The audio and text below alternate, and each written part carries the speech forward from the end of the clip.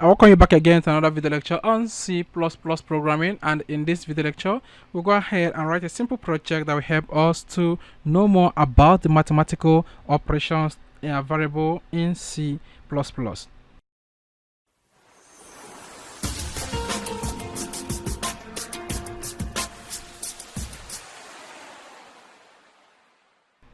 So these mathematical functions are not operators, are really very important for us to know, and we will go ahead and initialize variable of, let's say, x, and let x be equal to, let's say, 100, put a semicolon, put a comma, and let y be equal to minus 23, put a semicolon.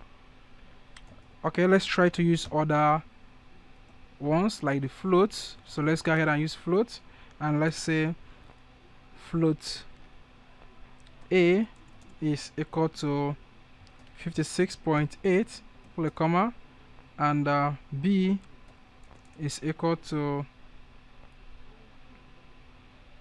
let's say, 456.98, and put a semicolon at the end.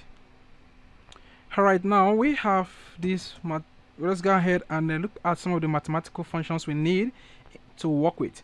So in C++, if you want to work with mathematical functions, you have to go up here to the header files and include called #include, and then include CMath.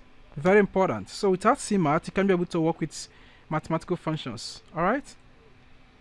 So once you call CMath, you can go ahead, let's go ahead and print out and look at sine, logarithm, absolute value, floor, square root, and power. How can you be able to use that in C++? Let's go ahead and say we have, let's say, sine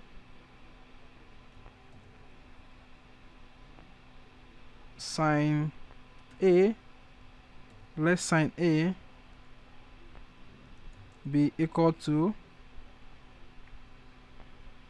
let sine A be equal to, I want to say, sine. Okay, so we want to use a function. The function is not going to be right inside the string again, inside the quotation mark.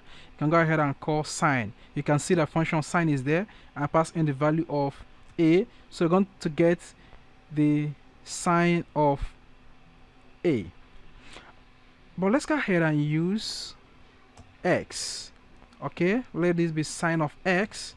All right, and end this line. So let's go ahead and end line and put a semicolon. Let me go ahead and copy this so we can be able to look at other ones simultaneously.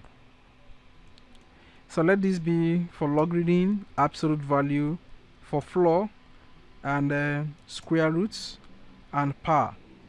So the next one is, let's say, the log of x.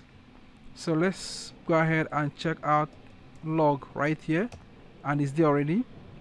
Then the absolute value checks it changes the negative number to positive, and we have a negative of 23 here, and that is y. So change y, the x to y, and let's change this to ABS y. So the next one is floor.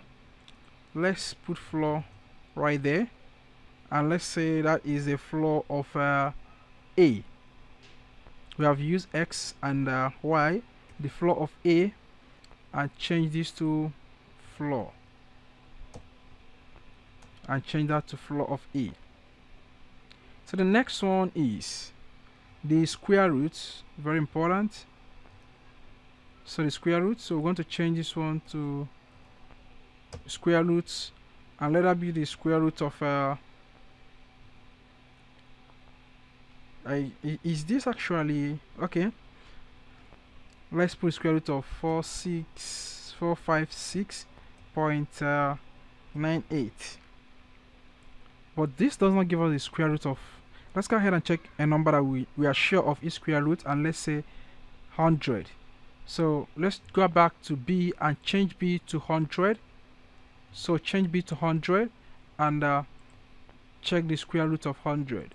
Okay, b, and let this be square root of b, so that we don't run into problem that we don't know anything about. Okay, so power, then the power goes with two parameters. So the first parameter is let's say the power of b, and next one is where the power it is raised to power 2 or 3 or 4 or 5. So let's go ahead and change this to power, and this takes two parameter. One is, let's do that for b, and to 2, raised to power 2. Now let's go ahead and run this code and check it out.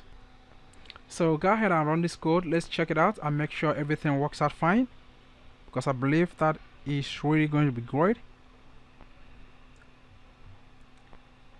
So sin x is equal to this, then log of x is equal to this. So the absolute value of negative 23 has been moved to 23, and the floor of 56.8 is 56. Then the square root of b, that is 100, is 10, and the power of 100 is 10,000. You see that this works out fine, okay, and everything is alright. So I'll go ahead and close that. So in case you want to use some functions in C++, these are some of the functions you're going to use. Then you can dig deep into C++ and check more about the functions of C++, and then you play around with them. And in case you have any question, please go ahead and use the question at the answer section, and I'm going to get back to you as soon as possible. Thank you so much, and I'm going to see you in the next video lecture.